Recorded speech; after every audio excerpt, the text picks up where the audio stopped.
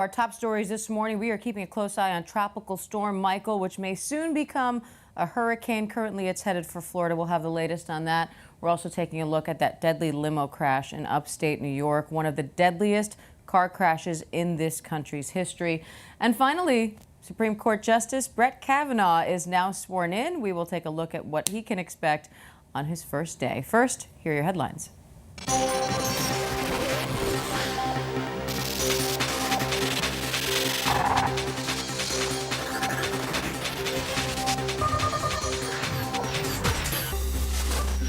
A new UN report warns that time is running out to deal with climate change. Jim Skay is co-chair of the panel behind the report and says the world governments need to get together right now. He warns, though, that widespread action needs to be taken in the next couple of years. The death toll in Indonesia after 2 earthquakes and a tsunami has now risen to nearly 2,000, and officials warn it could go higher still. Thousands are still unaccounted for. Most of the victims are in the Indonesian city of Palu. Chinese authorities now say they're considering hitting the former president of Interpol with several charges, including bribery. Meng Hongwei abruptly resigned from his post at Interpol over the weekend after his wife reported that he went missing during a trip to China. Secretive British graffiti artist Banksy definitely gets points for style. His Girl with a Red Balloon sold for $1.4 million, but the winning bidder just gets scraps. The painting literally self-destructed, the frame spitting out the canvas in shreds. A SpaceX Falcon 9 rocket blasted out of California's Vandenberg Air Force Base and put a communications satellite into orbit for Argentina. The rocket's first stage then flew back to Vandenberg and landed.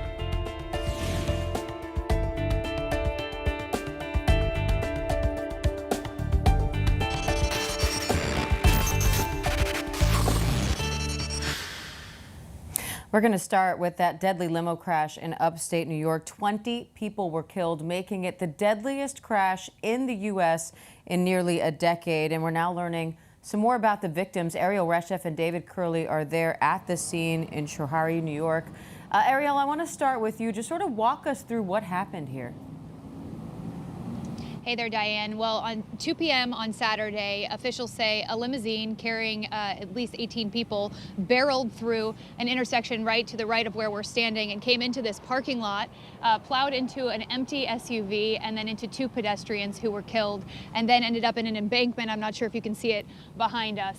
And in this wooded area, we know the 18 people on board that limousine also were killed. In total, 20 victims here. As you mentioned, the deadliest transportation accident in the U.S.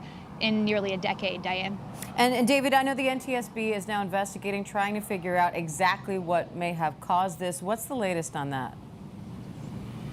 So they have a GO team that's already been here. As you can see, the wreckage has already been taken away. It's called perishable evidence that they want to get a hold of, and they've gotten a lot of that. And we should learn more from them later today. But everything is a part of this investigation. That intersection, which is a T. I mean, you come down the hill and there's a state road just here on the other side of us, 2-lane, there's a stop sign. That limo did not stop, and it's an older vehicle. It's a 2001 Ford Excursion that had been stretched. And as Ariel said, came right through here without, I don't see any skid marks except for when it gets into the dirt. So were the brakes working? Did the accelerator get stuck? What was the story with the driver?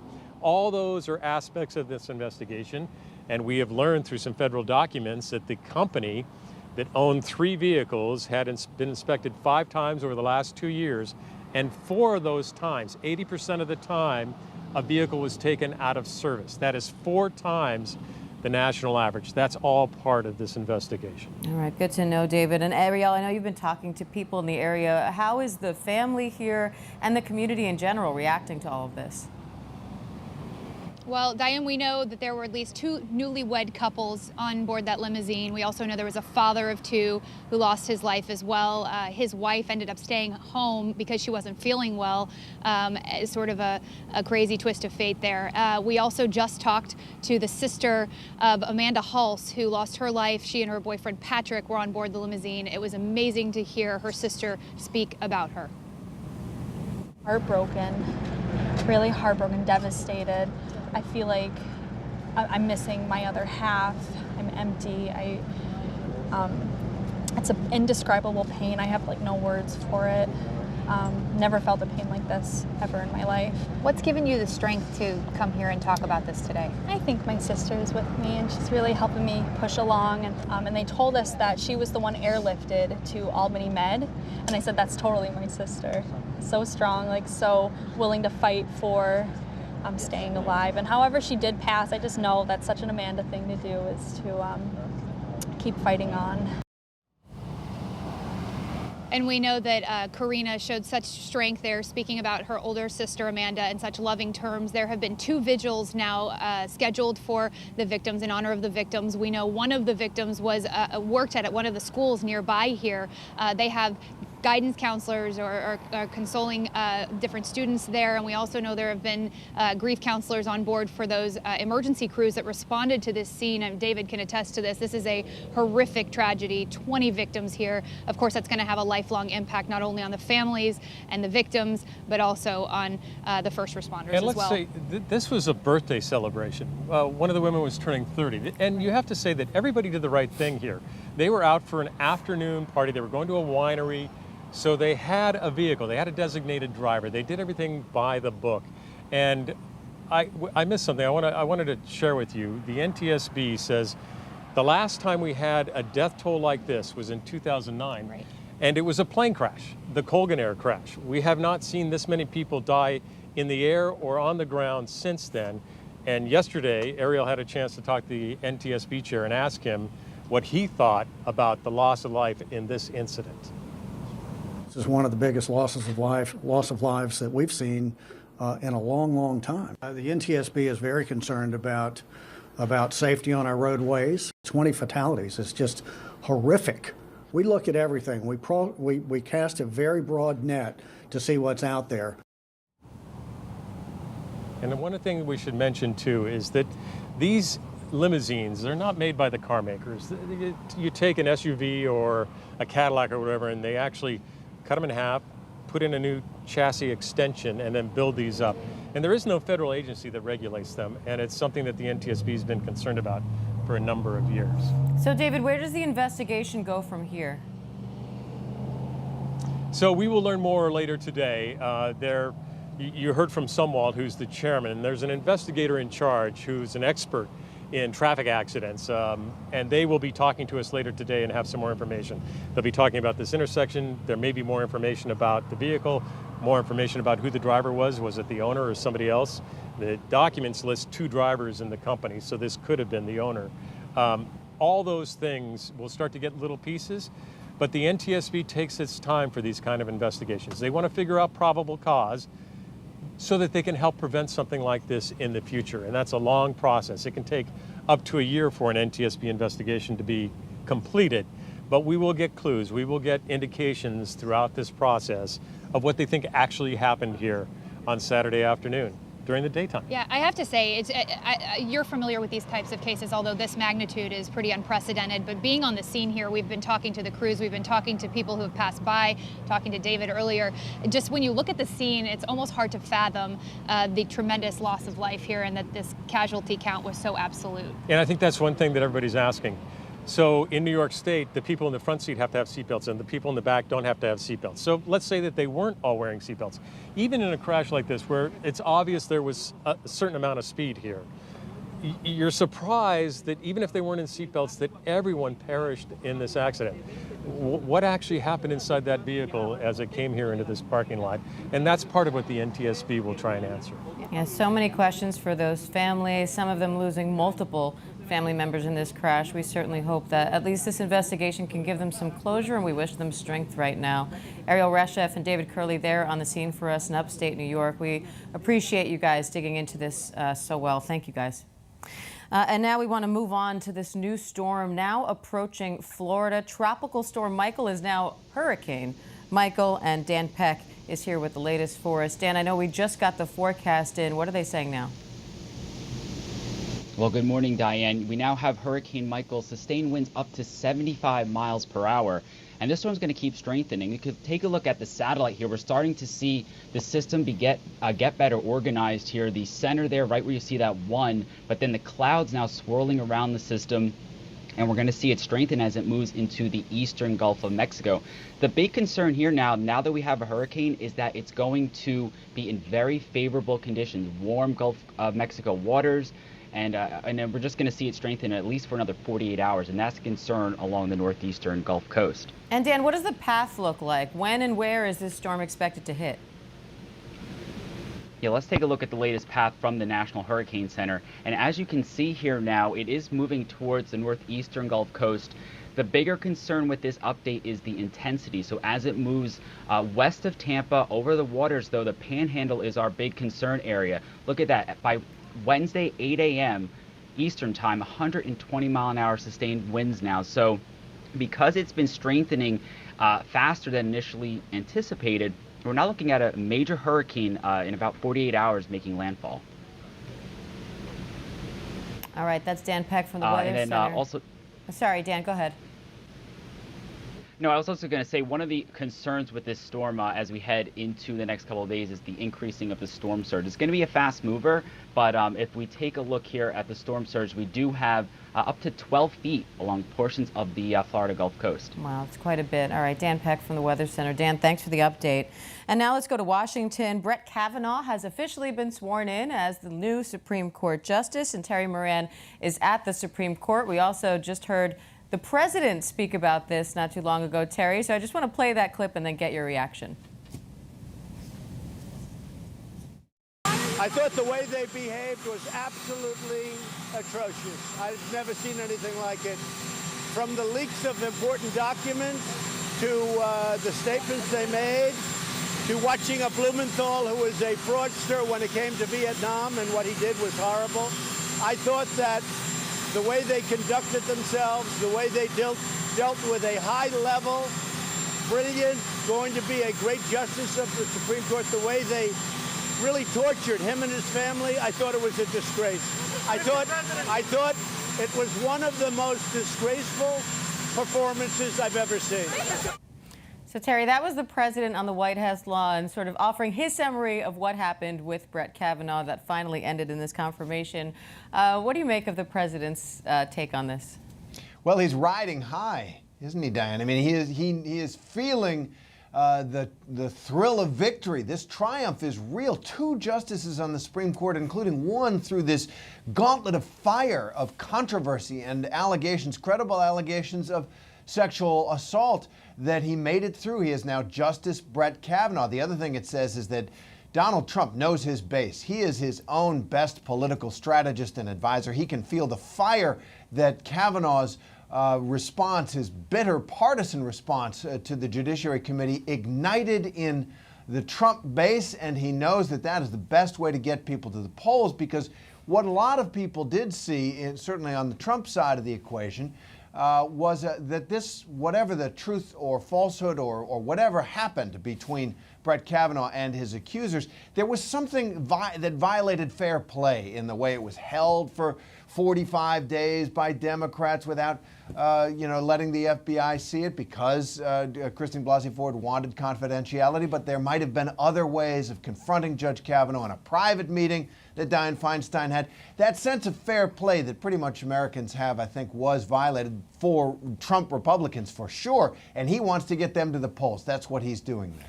Yeah, it sounds like even though the confirmation process is over, we're probably going to hear a lot more about it on the campaign trail until those elections. That's right. And it seems to have had already a lightning effect out there. You see race after race where the Republicans were either down or just barely ahead in the polls, and they've jumped. You see the generic enthusiasm level for Democratic voters going into the midterms, which was a considerable chunk ahead of Republicans. The Republicans have now caught up. So it looks like both sides right now are jazzed for the midterms. A wave usually happens when one side is excited and enthusiastic to go out and vote, and the other side is not. It may have been that the Brett Kavanaugh nomination is the key event in these midterm elections. We have to see. It's 5 weeks. He's going to have a hard time, President Trump will, stoking that fire for the next several weeks. And Terry, Brett Kavanaugh is now sworn in. So what is ahead for him now? Well, he gets to be a justice of the United States Supreme Court for the rest of his life, is one thing. But more substantively, he sits right there on the bench. You know, he has some informal duties as the junior justice. When a knock comes at the door when they're in conference, he's the guy who has to get up and answer it or get them coffee or ask for copies to be made. He's their errand boy, essentially. That's always falls to the junior justice. More substantively, there are some important cases coming. Not a lot this term. It's a quieter term. But he'll get right at it right away with a gun rights case on a somewhat technical gun rights issue and an immigration case. Similarly, there are perhaps big cases coming down the pipeline this term. One on can a cross that has been on a public park in Florida for 75 years, does that have to be taken down now that it has been challenged by people who don't like it, who feel offended that that cross is there on public land? And one on a pardon power is also very significant. So what you have going forward are some hot button issues, but really Justice Kavanaugh settling in. And Terry, having covered this whole saga from the beginning and covered lots of Supreme Court confirmations, what's your takeaway from this one now that it's over? You know, on the court itself, I think this is a huge challenge for the court, which has, as we've talked about, the only authority the court really has. It has no power to enforce its decision except the respect and confidence that it has in the minds and hearts of Americans. And I think for all kinds of reasons, Judge Kavanaugh, becoming Justice Kavanaugh, brings onto the Supreme Court this terrible political polarization that we have in our country. And it is up to the court now to insulate itself as best it can and not become just another pawn in the political game. And that is going to be up to Chief Justice John Roberts. More broadly, well, I think this is just a crushing moment for millions and millions of women and men and people who were on one side said, you know, a credible allegation of sexual assault needs to be properly investigated and taken a look at and respected. And I think so many women have the experience of frankly being snuffed out of their voice being not heard on those issues, that this is a signal moment in that long struggle for true equality. And yet, at the end, it was a woman, Susan Collins, who in a methodical way outlined why she, as an independent person, didn't think the evidence rose to a disqualifying level for Brett Kavanaugh. But I think that it will just leave a scar for a lot of people for a long time to come. All right, Terry Moran there from the D.C. Bureau. Terry, thanks. Thanks. And President Trump also addressed another big headline this morning, talking about Deputy Attorney General Rod Rosenstein. You might remember what would happen with Rosenstein and whether or not he would be fired kind of got put on the back burner during Brett Kavanaugh's confirmation process. But with that now over, Rosenstein is on Air Force One with the president, and Karen Travers is outside the White House with the details. Karen, any sense of what's happening in that conversation? Well, the president, Diane, said he was looking forward to flying down to Florida with the Deputy Attorney General Rod Rosenstein. And just a few moments ago, when he left the White House, he was asked if he had any plans to fire Rosenstein. And here's what he had to say. Well, we're going to be talking. We'll be talking on the plane. I actually have a good relationship other than there's been no collusion, folks, no collusion. And but I have a very good relationship. We'll see. And he was asked, do you have any plans to fire Rosenstein? And he said, no, I don't. And Diane, that follows that very public signal the president gave about a week and a half ago in New York when he was asked about Rod Rosenstein's future. And he said he preferred for him to stay in this position. But of course, Rosenstein has been embattled for months. He's been a frequent target of the president's frustration and anger about the Russia probe, which Rosenstein oversees as the #2 at the Justice Department. And there was a flurry of speculation 2 weeks ago that he was imminently going to be fired. He came to the White House for a meeting, reports that that was what was going to happen, even though the president was in New York. They walked away from that, and as you say, they were supposed to have a sit-down, maybe a chance to talk one-on-one, hash out some of these issues, and they postponed that, first by a week because of the hearings up on Capitol Hill for Brett Kavanaugh, then by another week as that FBI investigation into Kavanaugh continued. So now, here they are, about a 2-hour or so flight down to Orlando, the president and Rod Rosenstein, but first, certainly what the president was saying, it looks like Rosenstein has some job security for now. Oh, to be a fly on the wall, Karen. And the president's traveling to Orlando, actually not for a political rally, but on an official presidential visit. What's on the agenda? Yeah, that's rare in his schedule these days, which is just packed with campaign rallies. He's heading down to Orlando to speak at the annual convention of the International Association of Police Chiefs. The White House says he's going to go down there and talk about what his administration is doing to keep communities safer, his support for local law enforcement, and of course his push to secure the border. This is an official event. This is not a campaign event, but I wouldn't be surprised if politics somehow manages to creep in. Two very big races down there in Florida right now that the president has gotten involved in. A key Senate race where the governor, Rick Scott, Republican, is running for the Senate, challenging the Democrat there, Bill Nelson, and a former Congressman, Ron DeSantis, running for governor. And he has the firm backing of President Trump. So we'll see if he brings up any of that down there today. But as you say, this is a rare break from the campaign schedule he's been doing. But don't worry, he'll be out on the campaign trail later this week. I'm sure he won't waste any time. Karen Travers from the White House. Karen, thank you. Thanks. And that does it for us here today on ABC News Live. Remember, you can catch your headlines all day long at abcnews.com or on your ABC News app. For ABC News Live, I'm Diane Macedo. Thanks for watching, everyone. Happy Monday.